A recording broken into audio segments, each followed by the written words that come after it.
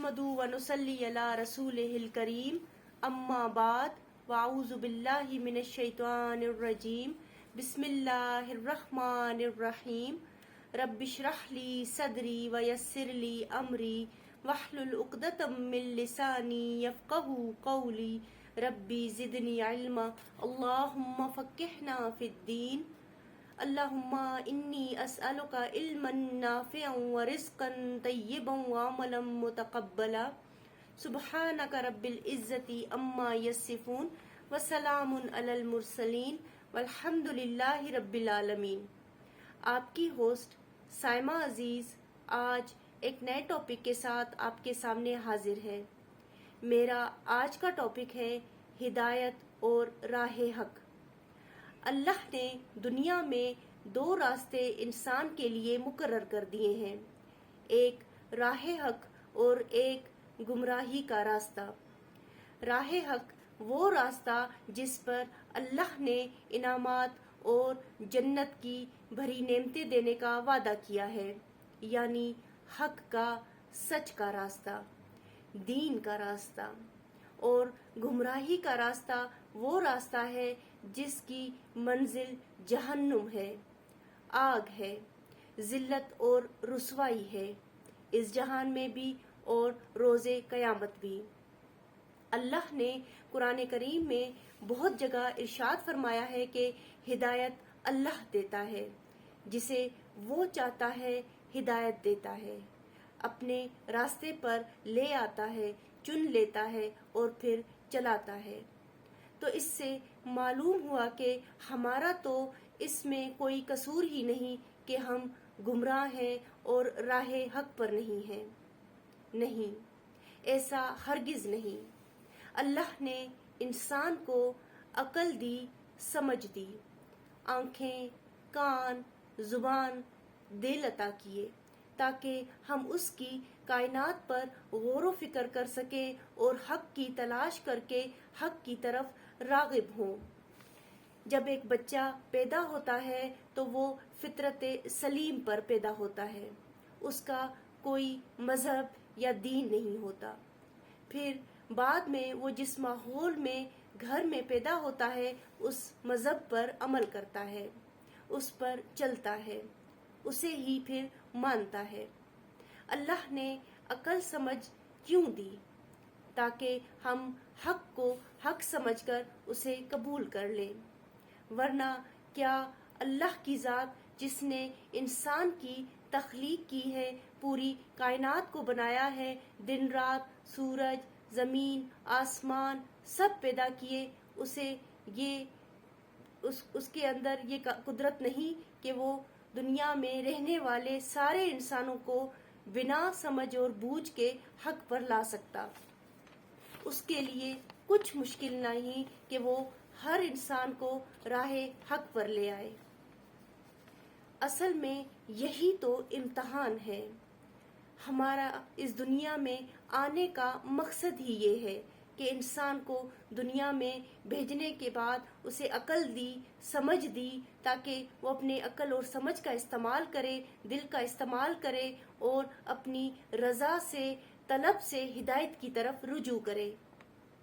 ہدایت اسے ہی ملتی ہے جس کے اندر حق کو قبول کرنے کی ہمت اور جرأت ہوتی ہے، جس کے اندر طلب ہوتی ہے، وہی جو ہے اس راستے پر آ سکتا ہے۔ پھر وہ بھٹکتا نہیں، گمراہ نہیں ہوتا، کسی اور طرف نہیں نکل جاتا۔ بعض اوقات کوئی ایک اچھائی آپ کو ہدایت پر لے آتی ہے۔ ایک اچھی اور صاف سوچ کا مالک، سچا انسان کائنات پر غور و فکر ضرور کرتا ہے، اس کی حقیقت کو جذب کرتا ہے، خود کو بھی ٹائم دیتا ہے اور اپنے دنیا میں آنے کے مقصد پر بھی ضرور سوچتا ہے۔ صرف مال اور خواہشات کی پیروی نہیں کرتا، دنیا کے کھیل تماشوں میں اپنا وقت ضائع نہیں کرتا۔ اس لیے اللہ رب العزت نے بھی بار بار اپنی کائنات کی تخلیق کا ذکر قرآن میں کیا ہے، یعنی دن رات کا، سورج چاند کا، زمین آسمان کا، ستاروں کا، پھر آسمان سے پانی کو اتارنے کا ذکر کیا ہے تاکہ ہم ان کو پڑھ کر قرآن کی تعلیم لے کر اس پر غور و فکر کریں اور اللہ کی کائنات کو سمجھ کر راہ حق کی طلب میں اللہ کی طرف رجوع کریں۔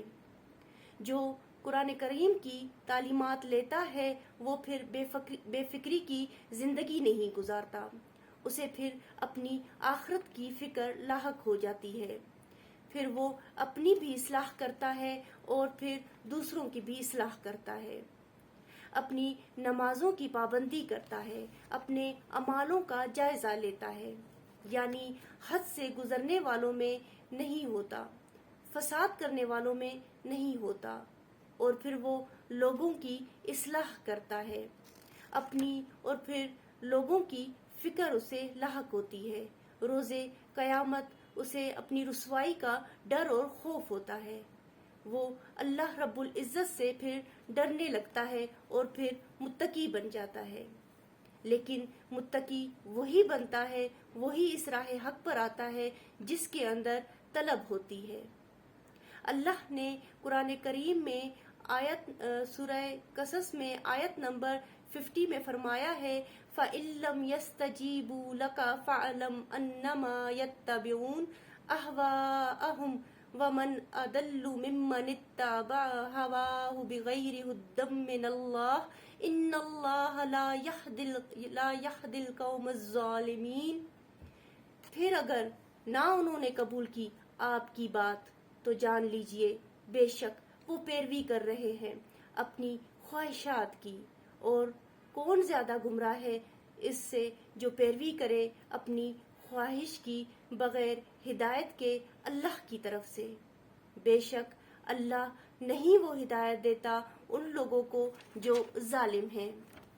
یعنی اس سے صاف ظاہر ہوتا ہے کہ انسان جب راہ حق کی طلب نہیں کرتا، راہ حق کو نہیں پہچانتا، غور و فکر نہیں کرتا، اپنے آنے پر، اس دنیا میں آنے پر کے مقصد پر غور نہیں کرتا تو پھر وہ گمراہ ہو جاتا ہے، اور گمراہی کی سب سے بڑی وجہ کیا ہے؟ خواہش نفس۔ جب انسان اپنے نفس کی خواہشات میں لگ جاتا ہے تو پھر اسے گمراہی کا سامنا کرنا پڑتا ہے، اور پھر اللہ نے صاف صاف یہ ظاہر کر دیا اس آیت میں کہ اللہ پھر ظالموں کو ہدایت نہیں دیتا۔ آگے اسی طرح اللہ نے سورہ زمر میں فرمایا ہے کہ آیت نمبر 3 میں کہ ان اللہ لا یہدی من هو کاذب کفار، بے شک اللہ نہیں وہ ہدایت دیتا اسے جو ہے وہ جھوٹا اور ناشکرا۔ اللہ اکبر!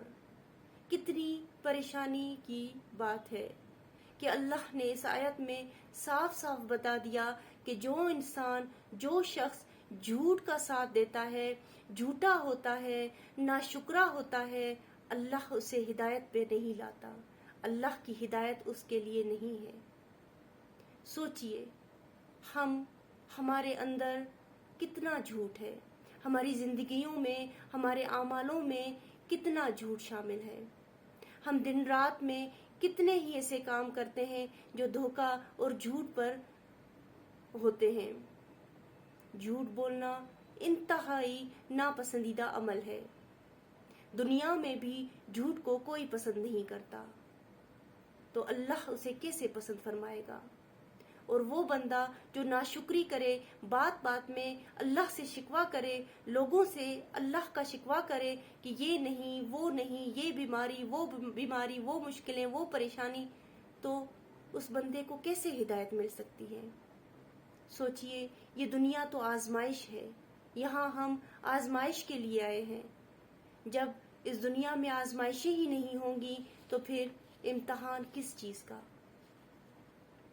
آئیے ہم اپنی اصلاح کریں، قرآن اور دین کو سمجھیں، نبی پاک صلی اللہ علیہ وآلہ وسلم کی دی ہوئی تعلیمات پر عمل کریں، اور خود کو جھوٹ سے، ناشکرا ہونے سے، ظالم ہونے سے بچائیں، اور سوچیں، اپنی اصلاح کریں کہ ہم کتنے لوگوں پر ظالم ہیں، خود پر کتنا ظلم کرتے ہیں۔